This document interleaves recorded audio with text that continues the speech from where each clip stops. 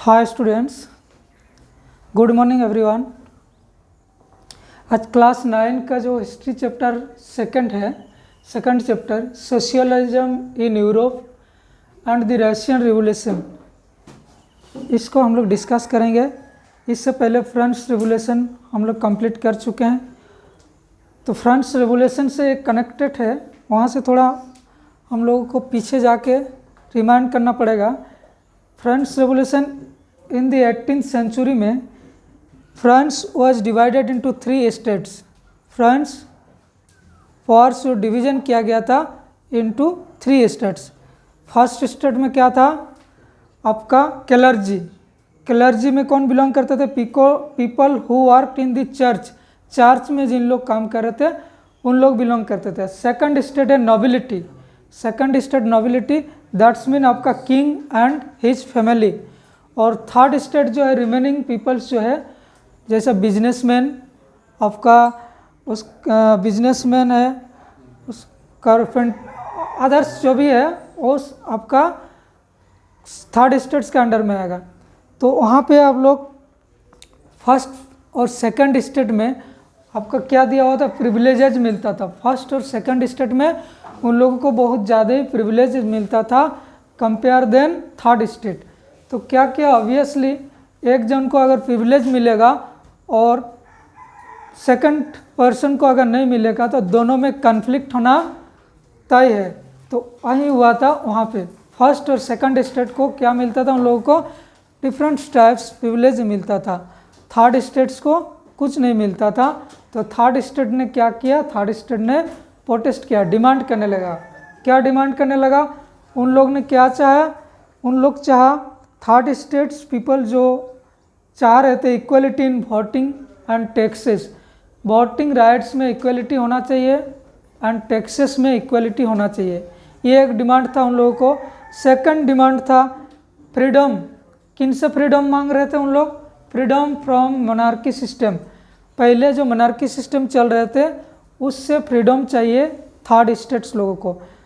और equal property distribution, जो भी प्रॉपर्टी है वो इक्वल डिस्ट्रीब्यूशन हो, ये उन लोग चाह रहे थे थर्ड स्टेट।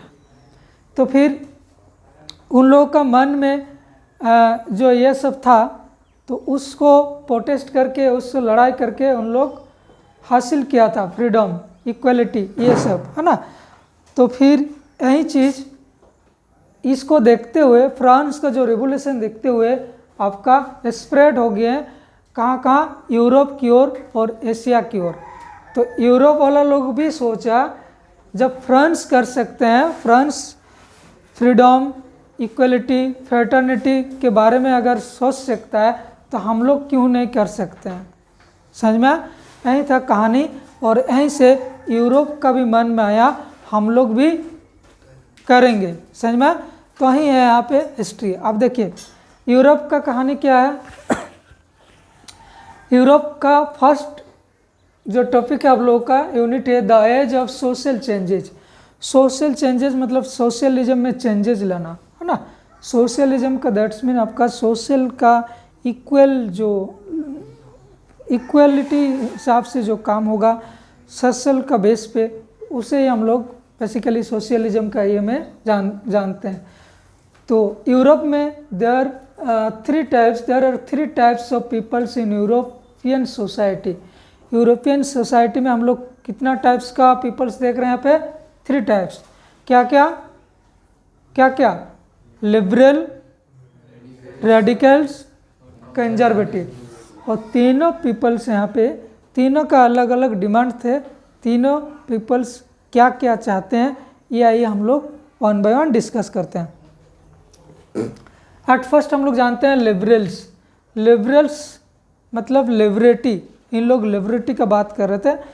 लिबरल्स लोग क्या बोल रहे थे? देखिए यूरोप में क्या होना चाहिए। Liberals wanted to bring change in society. European society में लिबरल्स चेंजिंग लाने खोज रहे थे। Liberals wanted secularism. Liberals secularism चाह रहे थे। सेकुलरिज्म मतलब नो स्पेशल रिलीजन, फैसिलिटीज़, मतलब कोई रिलीजन को स्पेशल फैसिलिटीज़ नहीं दिया जाएगा, प्रिविलेजेस नहीं दिया जाएगा। इक्वल रिलीजन यहाँ पे होना चाहिए। सेकुलरिज्म होना चाहिए, मतलब किसी का भी कोई रिलीजन पे कुछ बैरियर ना लाए, अपना ये से वो इक्वल जो भी करें वो चाह रहे थे, धर्म निरपेक्षता चाह रहे थे। जब अभी हम लोग सेकुलरिज्म कंट्री में रह रहे हैं, हाँ, तो वहीं चाह रहे थे उन लोग सेकुलरिज्म, मतलब किसी का धर्म में भेदभाव नहीं होना चाहिए, सभी को इक्वल प्रिविलेजेस मिलना चाहिए, अगर मिलेगा तो, नहीं तो नहीं। तो वहीं सेकुलरिज्म, किसी का धर्म का ये में हार्ट नहीं पहुंचाना है ना।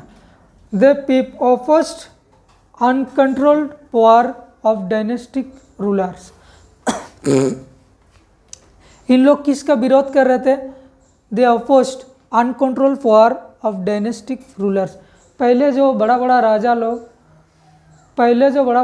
राजा लोग डायनेस्टिक रूल्स कर रहे थे, तो वो ऑपोज कर रहे थे, उसका विरोध कर रहे थे, समझ में। नेक्स्ट हुआ, they believe government should be elected by the people. ये लिबरल्स लोग क्या बिलीव करते थे? लिबरल्स लोग बिलीव करते थे ऐसा गवर्नमेंट चाहिए जो सिटीजनशिप के द्वारा चुना हुआ गवर्नमेंट है ना, इलेक्टेड हो क्या है, ऐसा गवर्नमेंट चाहिए। इसका मतलब अब डेमोक्रेटिक गवर्नमेंट, मतलब फ्रीडम चाह रहे थे। Should be elected by the people, मतलब पीपल्स जिसको चॉइस करेगा वही गवर्नमेंट रूल करेंगे, ऐसा नहीं डायनेस्टिक रूल नहीं चलेगा। The government should do that which is good for the people. इन लोग ऐसा गवर्नमेंट चाह रहे थे जिसमें पीपल्स का भाले हो हैं, जिसमें पीपल्स का भला होगा, वहीं उस टाइप्स का गवर्नमेंट चाह रहे थे। नेक्स्ट पॉइंट है आपका, they did not believe in universal adult franchise. इतना सारे तो आपका मेरिट्स दिख रहा था, यहाँ पे एक डिमेरिट्स भी आपको दिखने को मिलेगा लिबरल्स का। They did not believe in universal adult franchise. और ये क्वेश्चन भी पूछा जाता है ना, शॉर्ट क्वेश्चन। इन लोग क्या नहीं चाह रहे थे?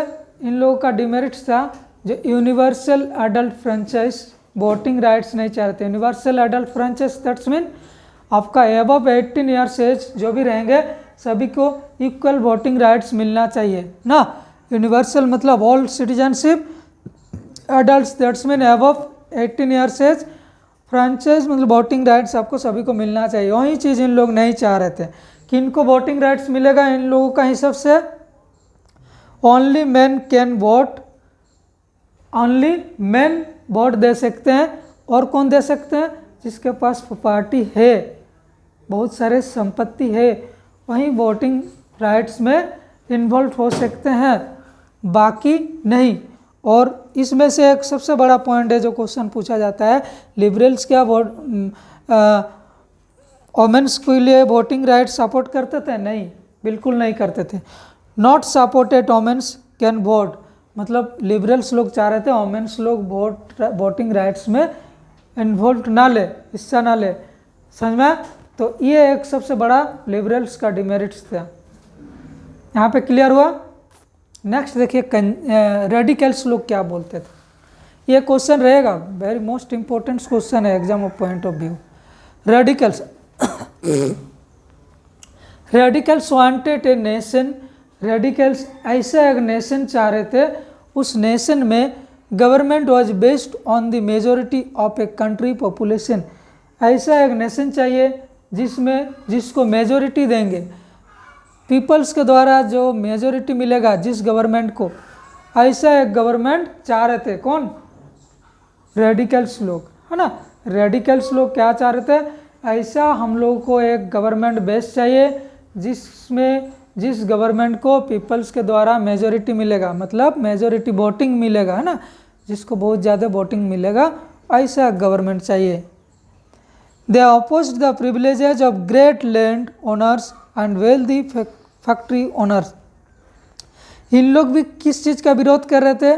इन लोग भी यही चीज़ विरोध कर रहे थे जो प्रिविलेजेस मिलते थे। किन लोगों को प्रिविलेज मिलते थे? ग्रेट लैंड ओनर, बड़ा बड़ा जमींदार लोगों को, लैंड ओनर, है ना, और वेल्दी फैक्ट्री ओनर्स, बड़ा बड़ा फैक्ट्री का जो ओनर्स है, मालिक है, उन लोगों को जो भी प्रिविलेजेस मिलते थे इसका विरोध में थे, ये नहीं होना चाहिए, इन लोग बोल रहे थे। क्लियर। नेक्स्ट देखिए, supported voting rights for women. ये तो यहाँ पे रेडिकल्स लोग ये एक अच्छा चीज़ बोले हैं और ये भी अच्छा चीज़ बोले हैं। Supported voting rights for women, इन लोग बोला वोटिंग राइट्स का सपोर्ट किया, किसका? वेमेन्स का। इन लोग नहीं किया था, रेडिकल्स लोग किया। क्लियर। कंजर्वेटिव्स, कंजर्वेटिव्स कौन होते हैं भाई? They were the people who supported monarchy and nobility. ऐसे पीपल दोनों छोड़ के, ये लिबरल्स और रेडिकल्स छोड़ के जो रिमेनिंग बाँच रहे कंजर्वेटिव पीपल, इन लोग मोनार्की को भी सपोर्ट करते थे, नोबिलिटी को भी सपोर्ट करते थे। दैट्स मीन आपको नोबिलिटी दैट्स मीन प्रिविलेजेस को सपोर्ट करते थे। मोनार्की सिस्टम्स मतलब वही राजा वाला सिस्टम्स, डायनेस्टिक वाला सिस्टम, दे ये तो इन लोग सपोर्ट करते थे। बट इन लोग भी चाहते थे, इन लोग क्यों चाहते थे? इन लोग देख रहे भाई लिबरल्स और रेडिकल्स लोग कंटिन्यू ये करते जा रहे हैं, इन लोग प्रोटेस्ट करते जा रहे हैं, डिमांड करते जा रहे हैं, सोसाइटी में चेंज होना चाहिए, सोसाइटी में चेंज होना चाहिए। तो इन लोगों को लगा अब इतना जन जब बोल रहा है तो ऑब्वियसली चेंज होगा ही, तो इन लोग भी कुछ सपोर्ट करने लगा। They contended that gradually changes should be brought in the society. इन लोग बोलने लगा क्या, कंजर्वेटिव लोग, हाँ ये हम लोग भी सपोर्ट करते हैं, सोसाइटी में चेंज आना चाहिए, बट ग्रेजुअली, समझ में, स्लोली बोल रहा है, धीरे धीरे चेंजिंग आना चाहिए, यह नहीं जो रैपिडली हो जाए रातों रात, समझ में, ये अच्छा नहीं है, धीरे धीरे चेंजिंग हम लोग भी चाहते हैं। ये हो गया आपका बेसिक तीनों थ्री पीपल्स का जो थिंकिंग है ना, ये तीनों पीपल्स का आपका यहाँ पे डिस्कस किया गया, लिबरल्स, रेडिकल्स, कंजर्वेटिव्स। इसके बाद अब एक ऐसा क्राइसिस आ जाएगा वहाँ पे इंडस्ट्रियलाइजेशन का, यूरोपियन इंडस्ट्रियलाइजेशन का। ये हम लोग नेक्स्ट टाइम हम लोग इसको डिस्कस करेंगे। आज आप लोग यहीं तक समझिए। आई होप आप लोगों को ये क्लियर हो गया होगा। नेक्स्ट टॉपिक हम लोग नेक्स्ट स्टेज को डिस्कस करेंगे।